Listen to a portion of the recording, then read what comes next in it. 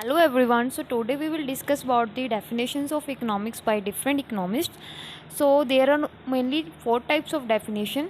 First, wealth definition, material welfare definition, scarcity definition, and growth oriented definition. So move next with our first definition. तो ये Adam Smith ने दी है. So Adam Smith the father of modern economics. तो Adam Smith हैं जो वो modern economics के फादर भी हैं.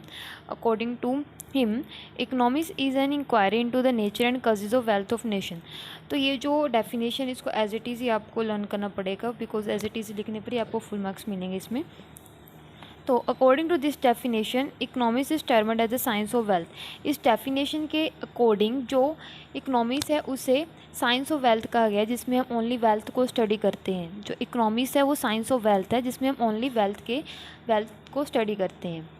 The economy of a nation depend on the wealth generated through the goods and services. तो जो इकोनॉमी है किसी भी नेशन की, कोई भी कंट्री की जो इकोनॉमी है वो डिपेंड करती है वेल्थ के ऊपर.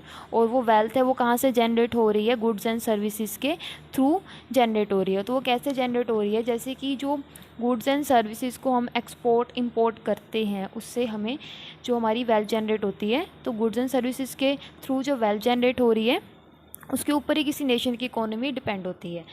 सो wealth means all kinds of material goods. अब यहाँ पे वेल्थ का मतलब all kinds of material goods है. मटेरियल गुड्स में हमारे कैश आ जाते हैं, हमारी मशीनरी आ जाती है, एसेट आ जाते हैं, जो गोल्ड है वो सब हमारा मटेरियल गुड्स है और जो कि हमें वेल्थ में कंसाइडर करते हैं. So this includes the export and imports of goods and services which is indicated by consumption and production. तो जैसे कि हमें पता है कि जो हमारी जो कंट्री है उसकी जो इकोनॉमी है वो हमारी वेल्थ के ऊपर डिपेंड करती है, जो कि गुड्स एंड सर्विसेज के थ्रू जनरेट होती है. तो वो कैसे डिपेंड करती है? तो मान लीजिए कोई भी इकोनॉमी है, कोई भी कंट्री है जिसमें जो गुड्स एंड सर्विसेज की कंजप्शन ज़्यादा है. अगर कंजप्शन ज़्यादा है और डिमांड हमारे पास कम है, मतलब कंजप्शन हमारे पास ज़्यादा है यानी हमें नीड है और गुड्स एंड सर्विसेज की, तो हम उसे इंपोर्ट करेंगे फॉरेन कंट्रीज से. ठीक है. और उसी के ऑपोजिट अगर हमारे पास प्रोडक्शन ज़्यादा है, यानी जो हमारे पास जो डिमांड है हमारी इकोनॉमी के अंडर जो प्रोडक्शन है हमारी ज़्यादा है और डिमांड कम है गुड्स एंड सर्विसेज की, तो हम उसे बाहर एक्सपोर्ट करेंगे जिससे हम वेल्थ जनरेट करते हैं. जो कि इस डेफिनेशन के अकॉर्डिंग जो किसी भी नेशन की इकोनॉमी है वो डिपेंड करती है वेल्थ के ऊपर, जो कि हम गुड्स एंड सर्विसेज के थ्रू जनरेट करते हैं. सो नेक्स्ट डेफिनेशन है इसमें मटीरियल वेलफेयर डेफिनेशन. तो ये मैंने इसमें बाद में ऐड किया, ये रह गया था. तो इसकी जो डेफिनेशन है ये यहाँ से लेकर यहाँ तक है, जो आपको एज इट इज़ आपके एग्ज़ाम में लिखनी है. I hope this all is visible to you. So according to doctor Alfred Marshall economics is a study of mankind in the ordinary business of life. It examines that part of individual and social action which is most closely connected with the attainment and use of material requisite of well-being. तो इसमें ordinary business of life का मतलब है जो economic activities है man की, उसे ही ordinary business of life किया कहा गया है. तो इसमें मेनली जो डॉक्टर एल्फ्रेड मार्शल है उन्होंने वेलफेयर के ऊपर ज़्यादा फोकस किया है. So it focused on that part of individual and social practices that are related to achieving the various things that are required for survival. ठीक है. तो उन्होंने ऐसा कहा है कि हमें ज़्यादा से ज़्यादा वो एक्टिविटीज़ करनी है, इकोनॉमिक एक्टिविटीज़ को अडॉप्ट करना है जिससे ज़्यादा से ज़्यादा हम मतलब सर्वाइवल थिंग्स को अचीव कर सकें. In other words, it refers to that part of social welfare that can be fulfilled through economic activity. ठीक है. तो जैसे कि पहले बताया था कि जैसे इसमें हमें मेनली वो इकोनॉमिक एक्टिविटीज़ करनी है जिससे ज़्यादा से ज़्यादा सोशल वेलफेयर हो सके.